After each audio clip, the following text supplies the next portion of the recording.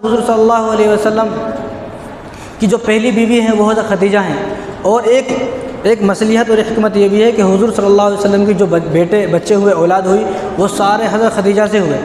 हुज़ूर सल्लल्लाहु अलैहि वसल्लम के कितने बेटे हैं? 3 बेटे हैं, 4 बेटियां हैं। 4 बेटियां, 3 बेटे हैं। अब इसमें से 2 बेटे और 4 बेटियां पूरे हज़रत खदीजा से हैं। और हुज़ूर सल्लल्लाहु अलैहि वसल्लम की एक बेटे मारिया क़िब्तिया से हैं, जो आप सल्लल्लाहु अलैहि वसल्लम की ग़ुलाम थी, बांदी थी।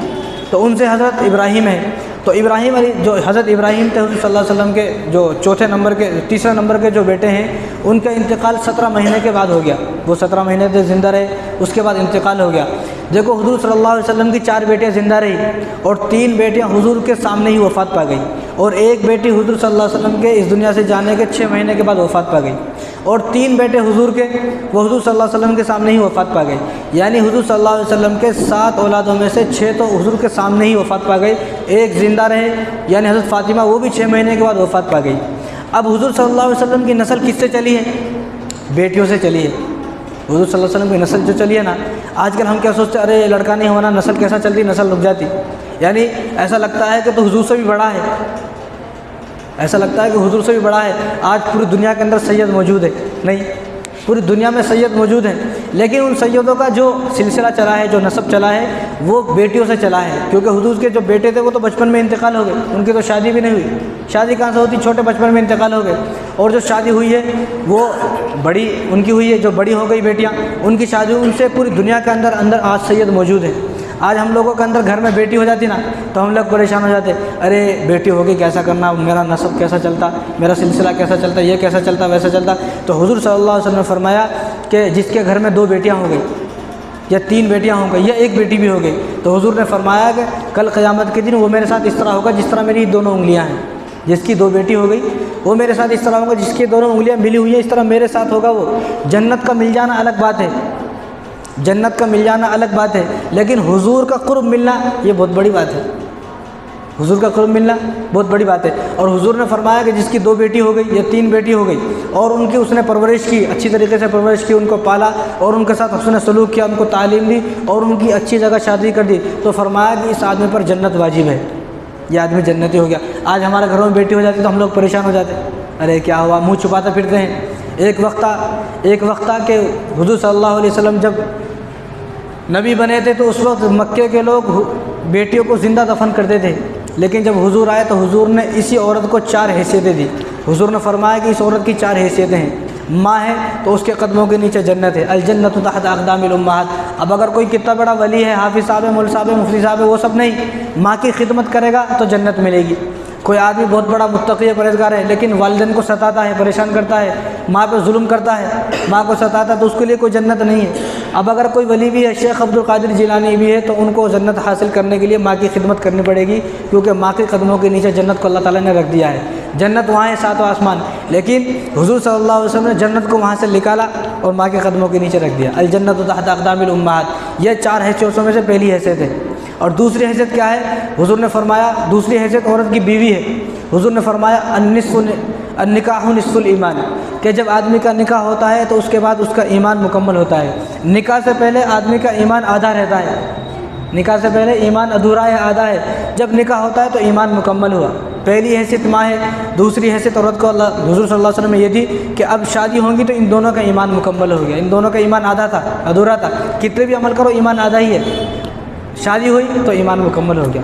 कितनी बड़ी बात है कि एक औरत के घर आने से ईमान मुकम्मल होता है। और उसके बाद तीसरी हैसियत है, तो तीसरी हैसियत फरमाया कि बहन है तो फरमाया हुज़ूर ने तेरी इज़्ज़त है, तेरी आबरू है। और चौथी हैसियत फरमाया कि बेटी है इसकी खिदमत कर और इसके साथ हुस्न सलूक कर, इसकी परवरिश कर, जन्नत में मेरा साथी है। कितनी बड़ी बात है। ये 4 हैसियतें औरत को मिली हैं हुज़ूर सल्लल्लाहु अलैहि वसल्लम के ज़रिए से। वरना एक वक्त ऐसा था कि लोगों के घरों में बेटी पैदा हो जाती थी, लोग जो है उनको दफन कर देते थे। आज हमारे घर में बेटी हो जाती ना तो हम लोग परेशान हो जाते।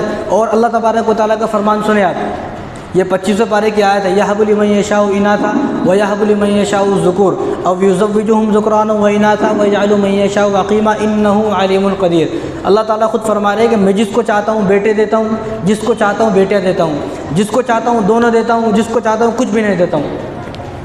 अकीमा, कि उसको जो है बांझ बना देता हूँ। कितनी हमारे माशरे में कितनी औरतें हैं जिनको बच्चे नहीं होते, तरह तरह की दवाइयाँ ले ली, पूरे बाबा उनको लूट कर खा गए, जो बाबे हैं पूरे लूट कर खा गए उनको, लेकिन बच्चे नहीं हुए, औलाद नहीं हुई।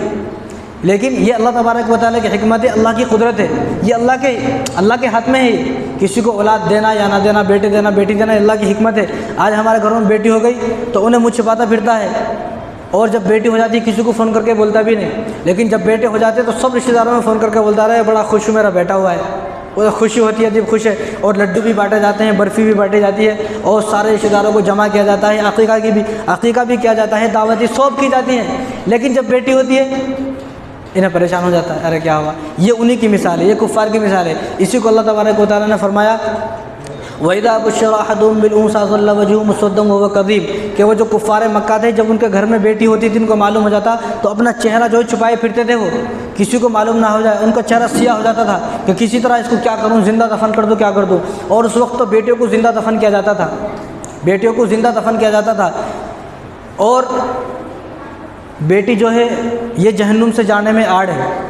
और हुज़ूर सल्लल्लाहु अलैहि वसल्लम फरमाया कि जिस घर में बेटी होती है, बेटी होने के बाद एक फ़रिश्ता आता है, एक फ़रिश्ता आता है जो वालदा है, वालदा के सर पर सर के पास आकर खड़ा हो जाता है, ठहर जाता है, उनके सर को ऐसा सहलाता है, और फ़रिश्ता फरमाता है कि आप बड़े खुशनसीब हो, और ऐलान करता है कि सब फ़रिश्तों से कहता है कि देखो ये घर बरकत वाला घर है, ये घर बहुत मुबारक है, ये घर बरकत वाला घर है। और दूसरा फ़रिश्ता आता हुआ कहता है कि अल्लाह तबारक व तआला ने तुम्हारे लिए सलाम भेजा है।